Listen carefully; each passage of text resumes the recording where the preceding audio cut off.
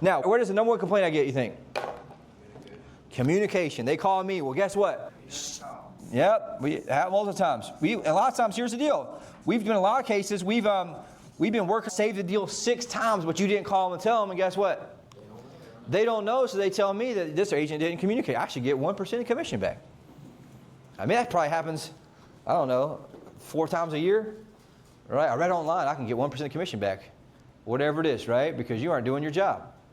So the reality is you have to do what? Communicate. What's the number one mistake the agents make? Yeah, besides that one. That's the worst one. They make assumptions. Everybody knows what's going on. I don't know. What is it? Keep going. Yeah, they text and they don't call.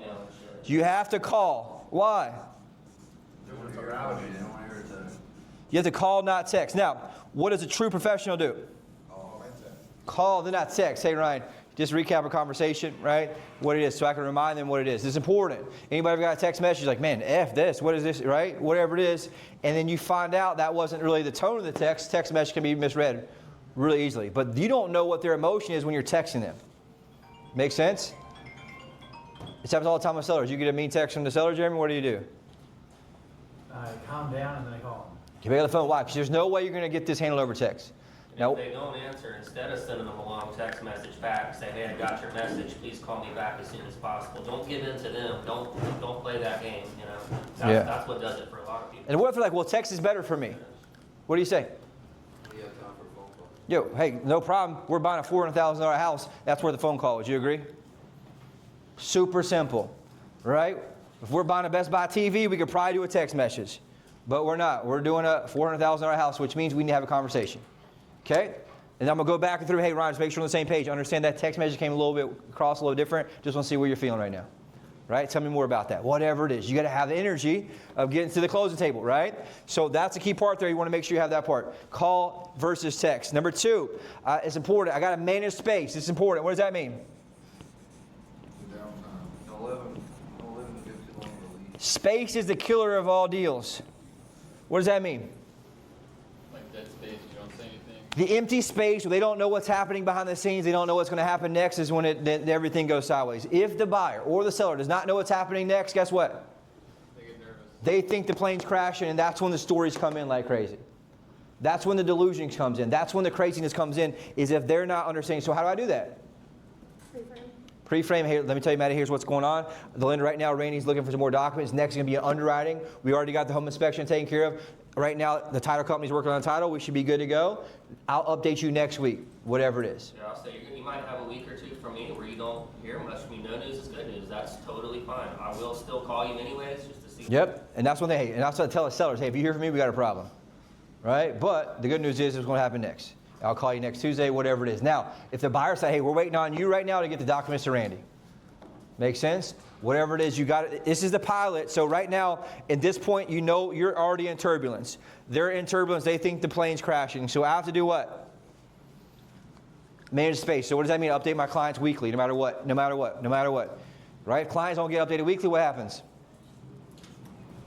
Get scared. Now, what if I don't know what to say? Guess what? I'm just calling you to tell you we got no news. You know what? Right now, no news is good news. We're still on track. Everything's good to go. As you know, it's a long process. And so the reality is we're waiting for the underwriting to finish XYZ. We should be good to go. Appraiser's got to go back out there next Tuesday. Whatever it is, I'm updating them with something, because if I don't call them, what do they think? Number 1, the plane's crashed. Number 2, you're not doing your job. Make sense? Now, all of us know what happens. We get busy and get lazy, and you don't do it, which means that people want to back out. Everybody's guilty of this. Which is why I'm going back to remind this. Everyone, at every level. And it's all in the details is where we mess this up. And so it has to be a combination of all of them to keep everything smooth. Because you may not know what the deal killer is in your current situation. But if you're hitting these and checking these boxes, guess what it does? It drastically decreases the chance of it happening. Does that make sense? You got to be proactive on the next step. So, what does that mean? Check in and let them know you're calling next. Hey, guess what? Randy asked for any documents last week? Yeah, did you get that to him? No, I need you to get that to him by tomorrow. Can you do that? Right? And I may be checking with Randy. Hey, Randy, what do you need from me and my clients? What am I waiting on? Chris, you got 2 people, a guy right now, right? Randy had a meeting with a guy 2 weeks ago, gave him a list of what he needs to get. 2 weeks went by, didn't get a single document. So See my point? So that's an example of what, hey dude, did you get that document to Randy yet? Nope. Hey, guess what? I need that to him by tomorrow. Can you do that? But he needs to he needs us to call the client and say, hey dude, Randy, period. It's been 5 days. You know why? And this is what Randy and I were talking about this morning. If not, what happens is the closings get delayed and you're going to lose your earnest money in many cases. Do you want to lose your earnest money and start back over? No? Okay, well, how about this? We got to make sure we get this to them. They may not extend it, period. Make sense? Whatever it is. Okay, so it's super important that we do that. So that's the thing. Here's what proactive means what? I need them to do next. Here's the next step I need you to do. Yeah. But here, whose fault is that? You. Why? Well, here's important. The conversation in the beginning would have fixed that. Hey, JJ, how much is the property worth? What's his loan? What is it getting? 180 or? Hey, JJ, you're borrowing $180,000 from the bank. Unfortunately, you don't have cash today. You're borrowing $180,000 from the bank. So guess what they're going to do? Ask you everything, anything. So all pre-framed. So now he's, well, I don't trust this guy. Well, you know what, JJ? What's the guy's name? Frank. We'll call him Frank. You know what, Frank? Guess, was it? Vaughn. You know what, Vaughn? You don't trust the lender? Guess what? They don't trust you even way worse. You know why? Because they're giving you $180,000. Who's in control right now? They are, because they got your money. So you're borrowing money for them. Let me ask you this. If you're giving somebody $180,000, would you ask for some documents? Exactly. 100%. So guess what? You're not the one that's in the situation to do that right now. They're giving you money, and so you better do whatever the hell they need. If they tell you to jump through 16 hoops backwards, guess what you got to do? Jump through 16 hoops backwards because you don't got the $180,000. Now, I can have the conversation if I did what? Now, but if I go hard on them right then it becomes, very adversarial. But if I pre-frame him in the beginning. Oh, no, we got everything in. We just got it in a month. But you see my point, though? So, like, this is what I'm telling you. People skip that initial conversation. Hey, Bobby, unfortunately, you don't have $300,000 right now cash to give these people. So we're going to borrow from the bank. And here's the deal. You're not just getting it from the bank. That bank has to sell that loan in the open market, which means you got to be marketable as a person. They're taking Bobby, dressing Bobby up, and making Bobby on the open market be desirable to some investor on Wall Street who wants to buy your debt. So a lot of times I take the blame off of Randy and put it on like just the government stuff. Yeah. Randy does not care about this document at all, John. He does not care about it, but the loan's not going to go through unless you have it. This is what the government needs for it to go through. Yep. So take the blame off of Randy. You don't want him to be the bad guy. with you guys getting the feedback of these buyers, what do you think we get a lot better at? This conversation right goes in contract. Let's have the reality of lending conversation. Guess what? Loans have tightened up a whole lot since 2008. Let me tell you the process works. We're dressing you up, Vaughn, and you got to be marketable to Wall Street. And so our lender, like what Barron said, our lender doesn't care about you, but he's got to sell that loan in the open market. And so if we don't have every single dot, and here's the crazy part. Let's say he sells in the open market and you default. You know who gets in trouble for it? The lender does.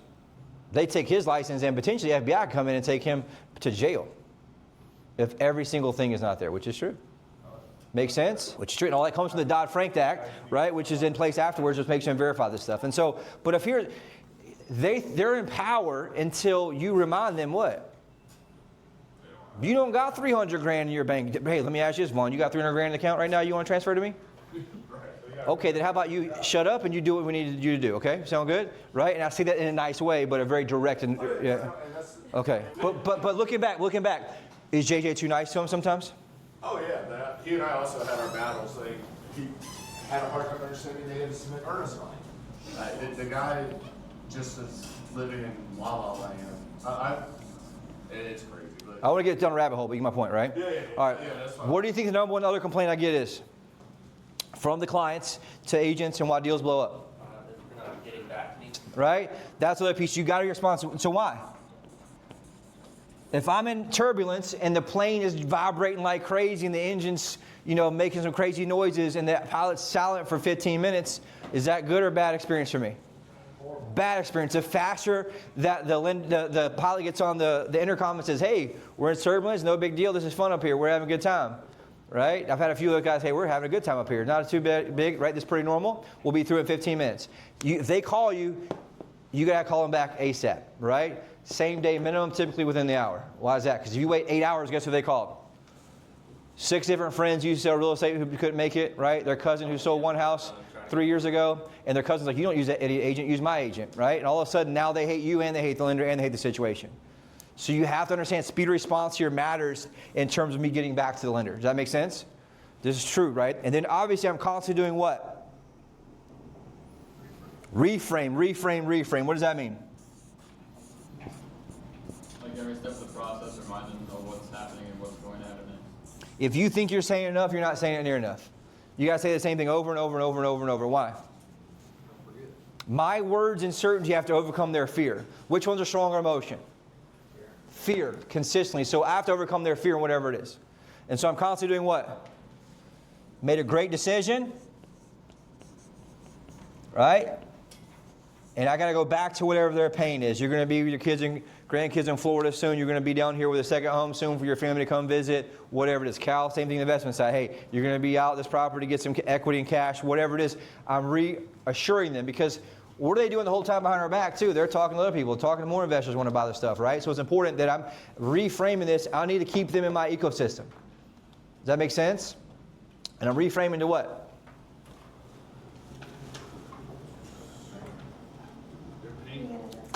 Yep, and I'm holding them to the why. What's their why? I got to go back to the why. I talk about this all the time. Most of you don't know the why because you didn't write it down.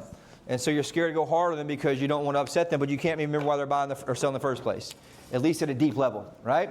Last part here is must be outcome focused. What does that mean?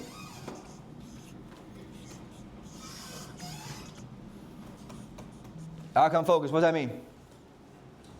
Remind them of the end goal. Yeah, I'm always talking about what? The finish line. Alex Hormozi talks about sell the vacation, not TSA. What does that mean?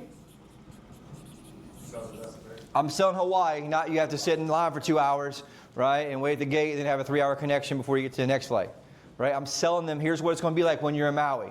And so, hey, here's what happens when you, hey, Ryan, I know there's a lot to do with get all these documents to lender. I know you're really frustrated getting this stuff in, but guess what? When you have your house on the golf course and your son comes down and he puts a putt in at 3 years old, will it be worth it? And you got a video to put on Facebook for your friends to see your grandson put his first putt in from your green in your backyard, will that be worth it?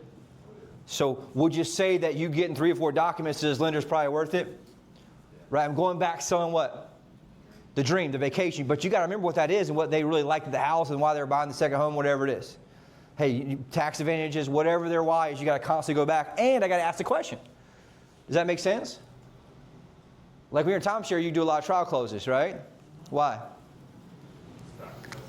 So we can take their temperature, so we can ease their pain, you know, and just keep reminding them each step of the way of the whole reason why they're doing this. 100%, right? Because when they leave or they're going through the process of uncertainty, I need them to go back and remember in their mind. That's why trial closes are so important. That's why when your car sales, hey, Lucas, what's this going to feel like when you back in your driveway and your neighbor sees your brand new car here? Does it seem corny to ask that? Yeah, but guess what? It works. Why? Right? They start thinking about it because I need them, man, that's going to feel, I'm not worried about the $1,000 payment when I get this car backed in, and so is like, man, Lucas got a bad new car, right? That's what you got to do is just go back and do those things, but we get lazy because it feels uncomfortable. But if you look at psychology and how people work, they do everything for status, and so you want to make sure you're able to help relate them back to what that win is. Does that make sense? Second part here, pick the right battles. What does that mean? Try to be a world saver. Yeah, we don't save worlds here. We don't save the manatees. We don't do it, just get deals done. You guys that work with all agents who are world savers, right? They want to fight you on every little thing. They make everything difficult. And so you want to have the energy of what? Let's get the deal done. Hey, right? My job is to minimize the challenges for my client. My job is to get them to the closing table. If that means paying a little bit more, having a little something, whatever it is, I need them to get the thing they want. Because we all know if that deal falls through and the one gets away they wanted, what do to every other house they look at? They compare it to the one that got away. Just like the love they had in high school or college that they lost, everything's compared to that, right? And so that makes it a whole lot more difficult. So I pick the right battles. Make sense? And if I got to collide with the other agent, what do I need to say sometimes? Hey, man, I'm trying to get the deal. Dude, you want to get this deal done or not? I'm trying to get the deal done. You want to get the deal done? We're going to try to fight the whole time. Right? You have to have that conversation, especially some of the agents that do 2 or 3 deals a year. Hey, Lucas, are we here to get the deal done? We're here to save the manatees. Which one are we doing? Right? Have that conversation, they'll back off a little bit. Make sense? Super important. Third piece, pain versus pleasure. What does that mean? You gotta take them there to their pain and show them the pleasure on the back end. So I taught this a lot before this back to Warrior. We talk about pit to peak. So pit, how do I get leverage on people in that scenario is I'm constantly taking them back to the pit.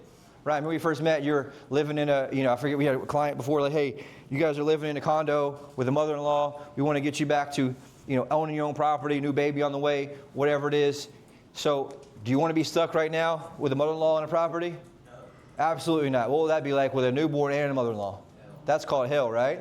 So, is it probably worth us jumping through these hoops, getting these documents in, having a little bit of frustration to get to your own property where you can build wealth? 100%. What's it going to be like whenever you look back 10 years from now and your net worth is super high compared to most people? Do you know that most homeowners have a net worth of 43 times the average renter? Yeah, it's pretty powerful, right? That's how you change lineage forever. Is it worth frustration to get there? Yeah. Trial, close, back. So this is taking them back to the pit, back to the pleasure. Who's doing this? Nobody. That's not, right? It's all psychology of keeping them in the deal. But the good news is people want to buy this stuff. And if you go back to, again, timeshare cars, whatever, it's a way more difficult sale. That's what they close 10, 15 times. Do the trial closes. So that matters. And the last part, which matters the most here, is what? What do you got to constantly talk about? I care. Right? Hey, Lucas, just want to remind you, I care about you guys, care about the outcome. But you got to actually care. Right? My job is to want you to get to this closing table to own this house and build wealth. For you to have your own vacation property here. For you to be able to bring your grandchildren here. Whatever it is, you got to remind them that, hey, look, guess what, Lucas? We're in this together. And I care about the outcome, but here's the thing. That means having tough conversations sometimes. Nothing worth having is going to come easy. Does that make sense to you guys? Right? Whatever it is. Hey, if it was this easy to own a house, everybody have them. Would you agree? Anybody with 800 credit score could buy anything they want without giving any documents, then we'd have 2008 again. But that didn't work out, so now guess what you got to do? Jump through some hoops, right? And so that's a key thing that's super important for us to go back to. And so I think all of us, and here's the thing.